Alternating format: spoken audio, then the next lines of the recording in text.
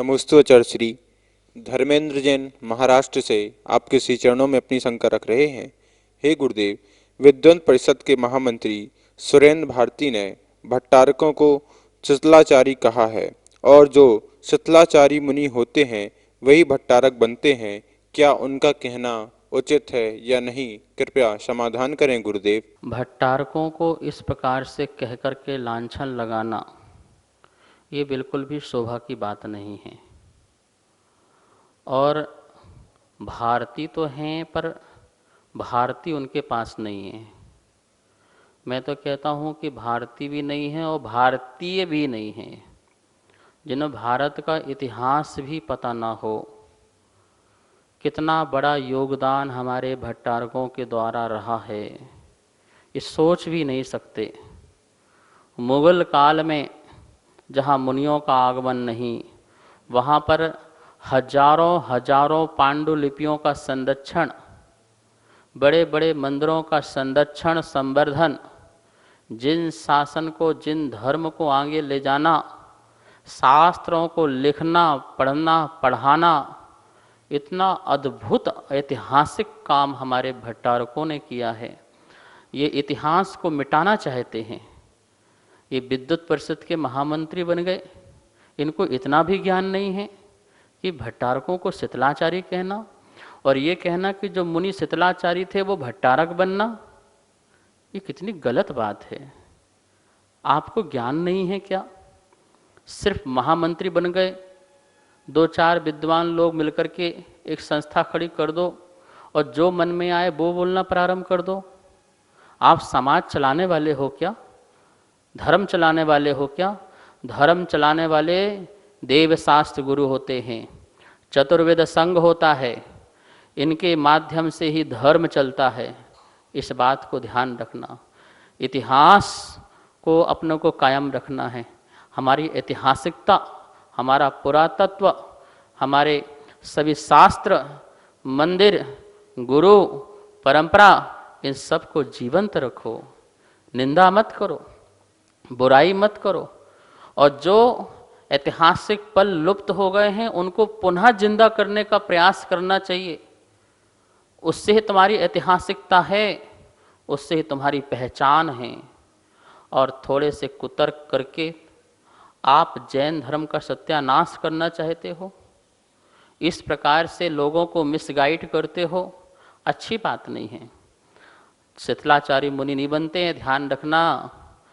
पक्के मुनिराज थे और जिन शासन की रक्षा के लिए उन्होंने रोते रोते वस्त्र धारण किया था और जिन धर्म की रक्षा की थी, आज भट्टारक नहीं होते तो जो तुम ये स्वतंत्रता से घूम रहे हो ना, ऐसा घूमना भी नहीं हो पाता। ये मंदिर रोज दर्शन करने जा रहे हो, ऐसा दर्शन भी नहीं कर पाते। एक मंदिर नहीं बचता, एक शास्त्र नहीं बचता। और आज जो इतने सारे साधु मुनिराज दिख रहे हैं ना, वो मुनिराज भी दिखाई नहीं देते यदि आज ये भट्टारक और भट्टारिकाएं नहीं होती। और तुम 2 तोले की जीप उठाई और दे मारी, कुछ भी बोल दिया, कुछ भी कह दिया।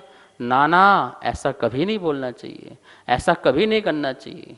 नाम के पीछे भारती लिखने बाद से ज्ञानी नहीं हो जाते हो। भारती भी होना चाहिए, ज्ञान भी होना चाहिए। कलम उठाने के लिखने के पहले 100 बार सोचना चाहिए।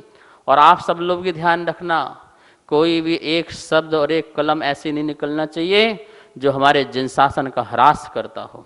हमारी परंपराएं हैं, उत्पत्तियां हैं, उनको कायम रखना चाहिए। मुनि परंपरा है, श्रमण परंपरा है, भट्टारक परंपरा है, भट्टारिकाएं परंपरा है, विद्वत की परंपराएं हैं। कभी कैलाश चंद्र जी ने ऐसा नहीं बोला, कभी फूलचंद शास्त्री ने कभी ऐसा कुछ नहीं कहा। एन उपाध्याय हुए, महेंद्र कुमार न्यायाचार्य हुए, हमारे पंडित बनारसी दास जी हुए और पन्नालाल साहित्याचार्य हुए, इतने बड़े बड़े प्रकांड विद्वान हैं। उनके सामने तो आप उनकी पैर की जूती भी नहीं हो, उनकी रज भी नहीं हो। इतने बड़े बड़े विद्वान हुए हैं। विद्यानंद जी महाराज जी कहा करते थे कि ये ऐसे विद्वान हुए हैं। कौन? कैलाश चंद्र जी, फूलचंद जी, एन उपाध्याय जी, महेंद्र जी, पंडित पन्नालाल जी। इनकी सोने की मूर्ति भी बना के समाज रख दे तब भी इनका ऋण नहीं चुका पाएंगे। और गुरुओं के प्रति, इतिहास के प्रति इतनी इनकी विनम्रता, इतना उनका नमन, नमस्कार। और आज प्रोफेसर बन गए, पैसे कमाने लगे, मुनियों के पास, उन्हीं भट्टारों के पास जाके लिफाफे लेके आते हैं लोग, विद्वान लोग। उन्हीं गुरुओं के पास जाके विद्वत गोष्ठी करके अपना घर चलाते हैं, ज्ञान को बेच करके। उन लोगों ने ज्ञान को नहीं बेचा, तुम ज्ञान को बेचते हो, अपना घर चलाते हो और उन्हीं की बुराई करते हो, उन्हीं की निंदा करते हो। मतलब कि जिस थाली में खाओ उसी थाली में छेद कर जाओ, उसी का सत्यानाश बंटाधार कर दो। ऐसा नहीं करने का, कभी ऐसा नहीं सोचने का। ध्यान रखना, विनम्र भाव रखो माँ जिनवाणी के प्रति, परंपरा के प्रति, इतिहास के प्रति। और कोई इतिहास अपना से छुप गया हो, कोई ऐतिहासिक परंपराएं छुप गई हो, उसको उठाने की कोशिश करो, जीवंत करो अपनी परंपराओं को, अपने शिलालेखों को दुनिया को बताओ। शिलालेख छुपाने की कोशिश क्यों करते हो? क्या उन शिलालेख में परंपरा नहीं आई क्या?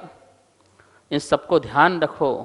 ऐसा मत कहो कि भट्टारक शीतलाचारी होते हैं और शीतलाचारी मुनि ही भट्टारक बनते हैं। ऐसा कहकर तो तुमने जैन धर्म को नहीं, अन्य मुनियों को भी, भट्टारकों को भी, भट्टारिकाओं को भी और सभी लोगों को तुमने सड़क में डाल दिया है। चिंतन मंथन मनन करना और कहीं जाकर के फिर एक शब्द निकालना, अथवा निकालने की जरूरत नहीं है। अपना कल्याण करो, अपना उद्धार करो। नमोस्तुते श्री कोमल जैन, पानीपत, हरियाणा से आपके श्री चरणों में अपनी शंका रख रहे हैं। हे गुरुदेव, अजितनाथ भगवान के काल में 170 तीर्थंकर हुए, तो उनके समूह शरण इतने सारे कहाँ से आए होंगे? कृपया समाधान करें गुरुदेव। समूह शरण की रचना स्वधर्मेंद्र की आज्ञा में कुबेरेंद्र करता है। और अजितनाथ भगवान के काल में 170 तीर्थंकर, 5 भरत, 5 रावत और 160 विदेह क्षेत्र, 5 विदेह क्षेत्र के 32 उपविदेह, पूरे 170 हो गए। और 170 तीर्थंकरों का समोषण और सौधर्म में इंद्र भी सब जगह उपस्थित रहता है। विक्रिया से 170 जगह सौधर्म में इंद्र जाकर के पुण्य कमाता है। आप सोचिए कितना भाग्यशाली सौधर्म इंद्र होगा। और इनके जो समोषण की आपने जो बात करी, इनके समोषण 170 प्रकार के, ये सभी समोषण सौधर्म शान इंद्र आदि जो हैं स्वर्गों में, उनके यहाँ स्तंभ बने हुए हैं। उन स्तंभों में इन समोषण की पूरी सामग्री रहती है, रखे हुए हैं, आकृतिम हैं, और वहीं से ला करके यह समोषण की रचना कर देते हैं। 170 समोषण पूरे हैं और अवगाहना के अनुसार भी है।